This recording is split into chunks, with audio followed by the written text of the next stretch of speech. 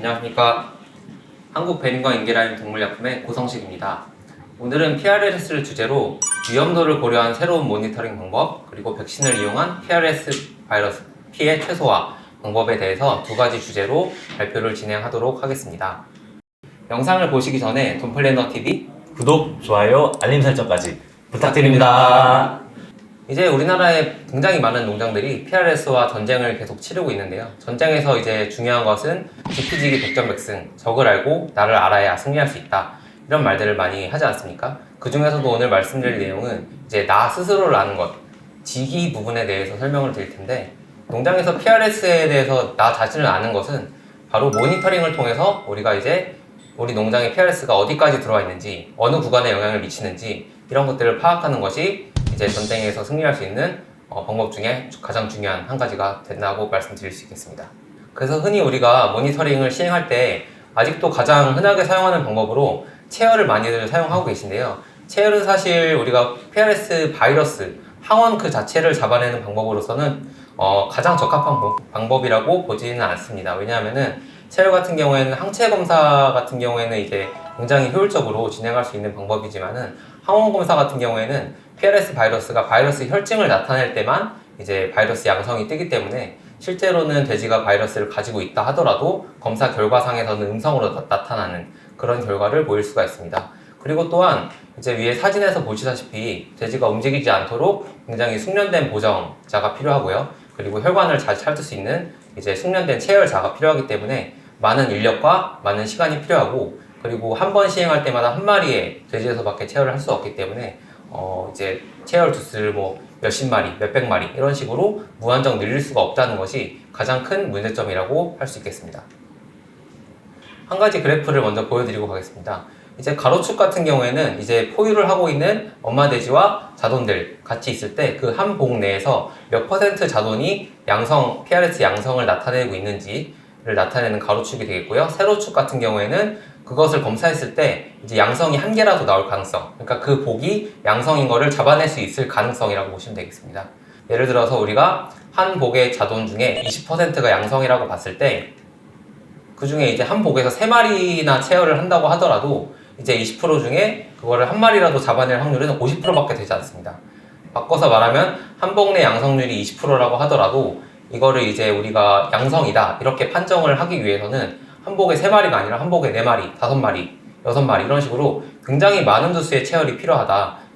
그런 상황이기 때문에 이것을 우리가 이제 체열의 문제점, 그리고 또 다른 체열뿐만 아니라 이제 한 마리 한 마리 검사하게 되는, 예를 들어서 뭐 네이잘 수압이라던가 이런 개별 시로 채취의 문제점이라고 이야기할 수 있는데요. 두 가지로 정리해보자면은 어떤 돼지가 바이러스를 가지고 있는지 우리가 육안으로 판별할 수가 없지 않습니까? 그렇기 때문에 누가 바이러스를 가지고 있는지 모르기 때문에 최대한 많은 숫자의 검사가 필요하다. 그러면 검사 비용도 당연히 기하급수적으로 증가할 것이고, 이제 뭐 체열 또는 다른 검사를 통하는 이제 시행하는 시간 자체도 굉장히 오래 걸리게 되는 문제점이 있습니다. 그래서 이 두 가지 문제점을 극복하기 위해서 여러 가지 방법들을 사용할 수가 있는데요. 첫 번째로 이제 누가 바이러스를 가지고 있는지 모르는 문제. 이 문제를 극복하기 위해서는 PRS를 가지고 있을 가능성이 높은 개체만 추려서 검사를 하면 되겠죠. 그래서 예를 들어서 뭐 이 돼지가 조금 더 PRS가 감염되어 있을 가능성이 높을 것 같다. 그런 놈들만 추려서 검사를 한다면은 당연히 양성이 뜰 확률이 높아지게 될 거고요. 그리고 한 번에 많은 숫자의 돼지를 검사해야 하는 문제 같은 경우에는 체열이 아니라, 아니면 또 다른 개별 시료 채취 방법이 아니라 여기서 보시다시피 뭐 이제 고환액 검사라든가 아니면은 타액 검사처럼 한 번에 수십 마리, 수백 마리를 검사할 수 있는 다른 방법을 적용해 보는 것이 극복 방안이 되겠습니다. 그 중에서도 오늘은 첫 번째 파트인 이제 누가 바이러스를 가지고 있는지 모르기 때문에 이제 위험도가 높은 놈만 따로 추려서 검사를 한다. 이 부분에 대한 설명을 드리도록 하겠습니다.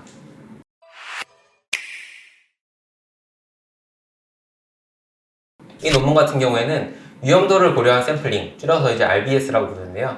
RBS 샘플링 방법에 대해서 이제 실험을 한 연구 결과인데요.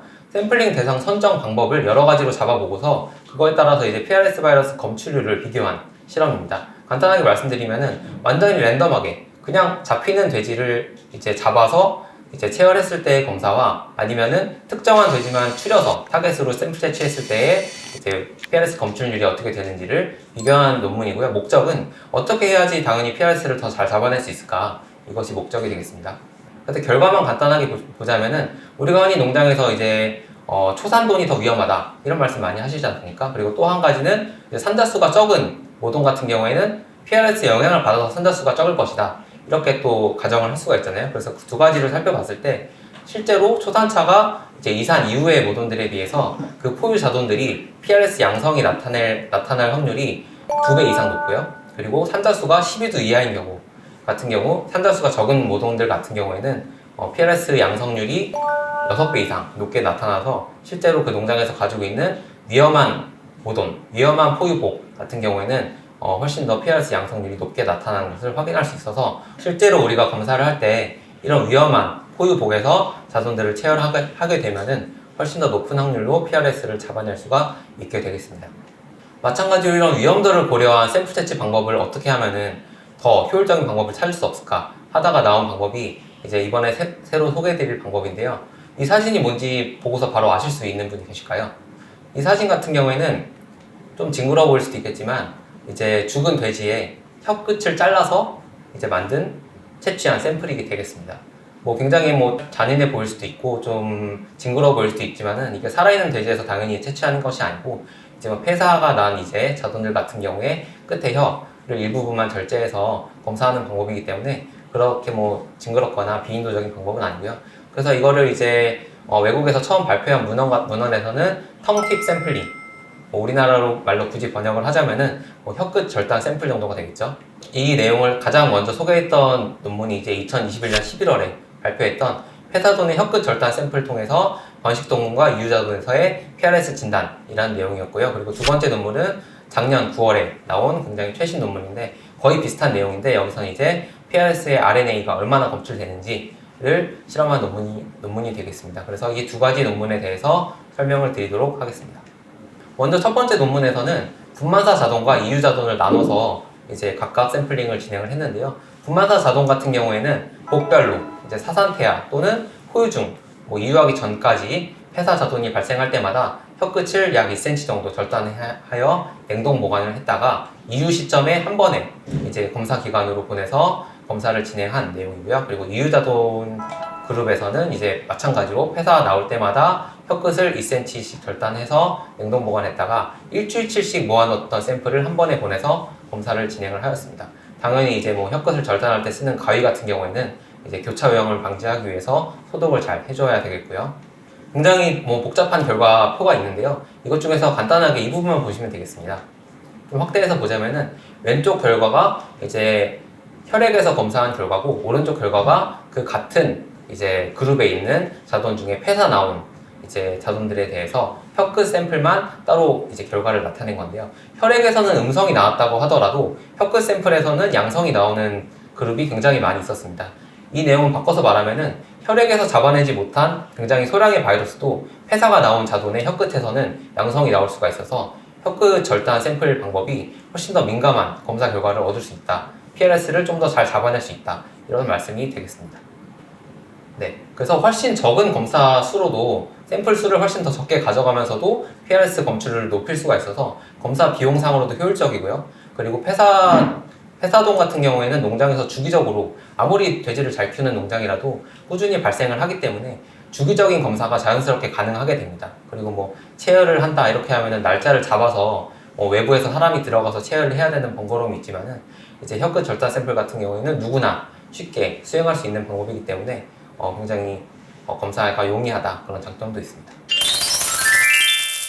그리고 두 번째 논문에서는 마찬가지로 신생자돈 그리고 3에서 5일령 흔히 우리가 이제 거세 절치 단미 하게 되는 일령 그리고 마지막으로 이유자돈 이렇게 세 그룹으로 나눠서 이제 SS 같은 경우에는 세럼 샘플 즉 혈액을 말하고요. 그리고 TT는 혀끝 절단 방법 그리고 프로세싱 플루이드 그리고 가족 타액 검사 이렇게 네 가지 방법 새로운 방법 하나와 기존에 많이 사용하는 방법 세 가지 이렇게 비교해서 어떤 것이 더 민감한 검사 방법인가를 실험한 내용입니다. 마찬가지로 굉장히 복잡한 표가 있지만은 이 부분만 보시면 되겠습니다. 보시면은 이 네모친 부분이 지금 혀끝 절단 샘플의 양성률을 나타낸 지금 부분인데요. 보시면은 혈액 샘플이나 아니면 다른 검사법과 비교해서 굉장히 높은 양성률을 보이는 것을 볼 수가 있습니다. 지금 가장 위쪽만 보셔도 지금 33%, 53% 33% 이런 식으로 굉장히 낮은 양성률이 혈액에서 나타나는 데 비해서 혀끝 절단 샘플에서는 거의 100%에 가까운 양성률을 보이고 있는데요. 이 내용은 아무래도 생각해 보면은 이제 PRS에 의해서 죽었을 가능성이 높기 때문에 그 죽은 자돈의 혀끝을 절단했을 때 PRS가 나올 확률이 높은 것은 당연한 말이 되겠죠. 또 하나 중요한 것은 이제 오른쪽에 CT 에버리지라는 값이 있는데 이 숫자가 낮으면 낮을수록 시퀀싱 진행 시 성공률이 높다. 그 같은 양 안에 더 많은 RNA를 함유하고 있다. 이렇게 보시면 되겠는데 혈액과 비교했을 때도 굉장히 많은 양의 바이러스 RNA를 함유하고 있어서 나중에 이제 시퀀싱, 흔히 뭐 염기설 분석이라고 많이 말씀을 하죠. 그래서 염기설 분석을 진행해서 우리 농장에 있는 PRS가 실제로 어떤 바이러스다를 알기도 훨씬 더 용이하다. 그렇게 보시면 되겠습니다. 뭐 이거는 혈액 검사 결과인데요.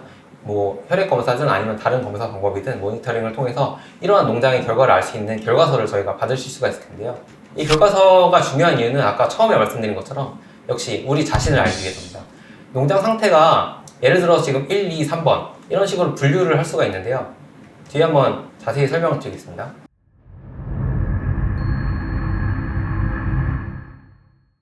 예를 들어서 지금 1번 그룹으로 분리된 농장 같은 경우에는 포유 중에 이미 PRS에 감염이 되는 농장입니다.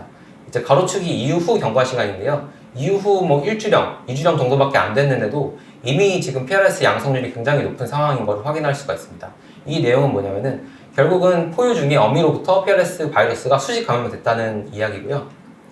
그럴 경우에는 굉장히 조기에 이미 PRS 감염됐기 때문에 폐가 일찍부터 망가지기 시작하고 그래서 이후 폐사율이 13%, 평균 13%니까 훨씬 더 심한 농장도 있다는 이야기겠죠. 그래서 굉장히 높은 폐사율을 나타내는 것을 볼 수가 있는데 반해서 지금 3번 그룹 같은 경우에는 PRS에 굉장히 늦은 시기에 이후 뭐 최소 한 달 이상 지난 이후에 감염되는 것을 확인할 수 있는데요. 이 얘기는 뭐냐면은 이제 포유 중에 어미로부터 자돈으로 수직 감염은 되지 않는다는 이야기입니다. 앞서서 뭐 김한기 수의사도 발표해 주셨지만은 수직 감염이 이제 없는 경우가 훨씬 더 안정된 농장이라고 보거든요. 그래서 그런 경우 같은 경우에는 폐사율이 8.5%로 이제 수직 감염이 있는 농장에 비해서 거의 5% 이상 폐사율이 낮게 나타나는 것을 확인하실 수가 있고요. 폐사율 5% 차이라는 것은 뒤에 한 번 더 설명을 드리겠지만 경제적으로 어마어마한 차이를 가져다 주게 됩니다. 거의 농장에서 뭐 연간 뭐 모돈 100두당 거의 뭐 한 2천만 원, 3천만 원까지도 차이가 날 수 있는 굉장히 큰 경제적인 차이가 날 수가 있겠고요. 그래서 우리가 이렇게 PRS를 안정화로 끌고 오는 수직 감염이 없게 만드는 게 첫 번째 이제 농장의 공략 포인트가 되겠는데요. 그 방법은 이제 흔히 아시다시피 이미 많이 적용하고 계신 방법 중에 하나인데요. 번식동군을 안정화시키기 위해서 연 4회 일괄 백신을 진행하는 것입니다. 이제 뭐 3개월에 한 번씩 접종을 하게 되겠죠. 이렇게 일괄 백신을 하게 되는 목적은 면역 동기화를 달성하기 위해서고요. 우리가 이제 코로나 사태를 통해서 우리가 많이 듣게 된 단어 중에 하나인데 집단 면역을 달성하기 위해서입니다. 그래서 농장 내에 최대한 많은 모돈이 PRS에 대해서 동일한 수준의 면역을 갖게 만드는 것이 첫 번째 이제 방법이 되겠고요. 두 번째로는 이제 자돈 구간에 어쩔 수 없이 나타나게 되는 호흡기 피해를 최소화하기 위해서 자돈에다가 이제 PRS 백신을 접종하는 것인데요. 이제 PRS 자돈 접종이라고 하시면 사실 비용이 만만치 않게 들어가기 때문에 농장에서는 좀 부담을 많이 느끼시는 분들이 계세요. 이제 뭐 두당 뭐 거의 2,000원 이상의 돈이 들어가는데 이거를 과연 접종했을 때 이거 이상의 수익을 거둘 수 있을 것인가? 이거에 대해서 굉장히 좀 불안하게 느끼시고 좀 믿음을 갖지 못하시는 분들이 계신데 예를 들어서 저희가 아까 이제 수직 감염이 있는 농장에서 이제 수직 감염은 아니지만 이후에 굉장히 빠른 시기에 감염이 이루어져서 한 10% 정도의 폐사율이 나는 농장. 그래서 한 13%에서 10% 정도로 폐사율이 3% 정도 예를 들어서 자돈 접종을 해서 개선되었다. 이런 상황을 가정해서 저희가 한번 경제성 한번 분석을 해보도록 하겠습니다. 흔히 저희가 ROI라 그래서 이제 투자 대비 수익을 얼마나 거둘 수 있나 이거에 대해서 분석을 하는 내용인데요.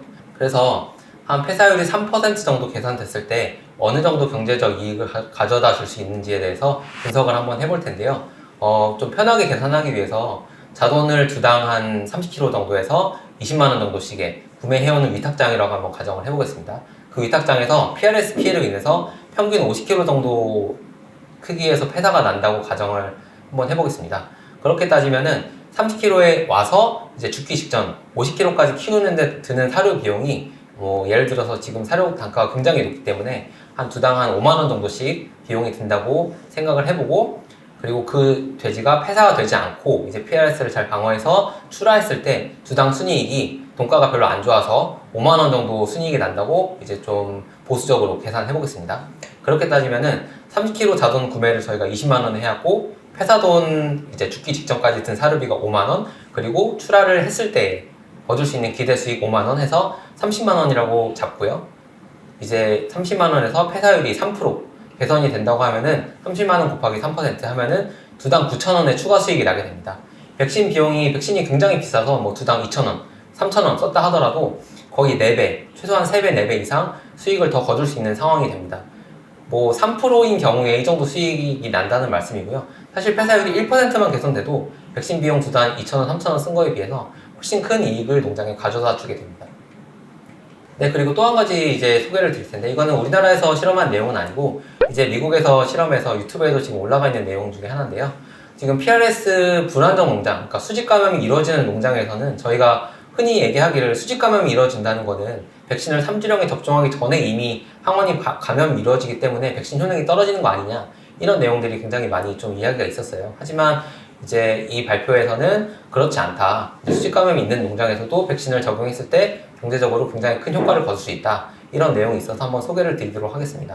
이제 특이한 점은 이제 이 실험에서는 자손의 백신을 한 번만 접종한 게 아니라 2번을 접종했고요. 첫 번째 샷을 이제 3에서 5일령, 이제 뭐 거세 절제 단미 하는 그 시점에 접종을 하고, 그리고 두 번째 샷을 이후 일주일, 그러니까 한 2개 접종 사이 간격이 한 달 정도 되겠죠. 그래서 한 달 간격으로 2번 접종을 했고요. 약 한 여러 가지 한 30개 정도 농장에서 자동 9,000두 규모에서 실험을 진행하였습니다. 그 결과 이제 수직 감염이 있는 농장이기 때문에 폐사율이 굉장히 높았어요. 그래서 평균 폐사율이 한 20% 정도 나던 농장들에서 지금 자동 접종 2회 적용한 이후에 폐사율이 한 15% 정도로 떨어져서 한 5% 정도 이제 폐사율이 감소하는 그런 효과를 나타냈고요. 그래서 분석했을 때 추가적인 백신 비용이, 특히 2번이나 백신을 접종했기 때문에 한 1,000만 원 정도의 비용이 추가로 들었지만 실제로 폐사율이 5% 정도 감소함으로써 4천만 원, 거의 5천만 원 이상의 수익이 날 수가 있어서 투자 대비 한 4배 정도 이상의 수익을 거둔 결과를 얻었습니다.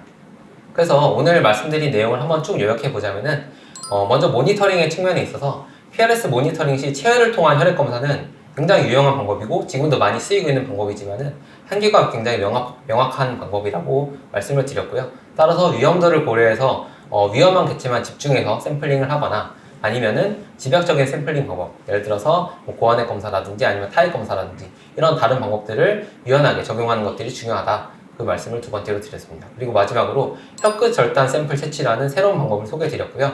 이를 통해서 좀 쉽고 그리고 주기적이고 효과적으로 PRS를 진단할 수 있는 방법으로 활용해 보셨으면 좋겠다. 그 말씀을 드렸고요. 그리고 PRS 자동 백신을 통한 농장 PRS 방어에 대해서 설명드린 부분에서는 일단은 내 농장 PRS 상태를 위에 말씀드린 여러 가지 모니터링 방법을 통해서 파악하는 것이 중요하고, 그리고 PRS는 출하도수 감소, 그리고 요즘같이 굉장히 고사료 가격인 시대에 사료 비용 증가로 굉장히 큰 경제적 피해를 주는 질병이기 때문에 생각한 것보다 더 자동 백신이나 아니면은 훨씬 더 공격적인 조치들을 통해서 그러한 피해들을 1%, 2%만 줄여도 굉장히 큰 경제적인 수익을 거두실 수 있기 때문에 좀 너무 이제 투자를 두려워하시기보다는 좀 더 공격적인 접근을 통해서 농장의 피해를 막아보시는 것을 추천드린다는 말씀을 드렸습니다.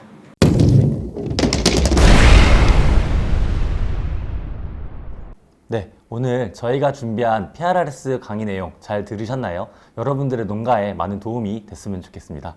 오늘 발표는 여기까지 하도록 하겠습니다. 감사합니다.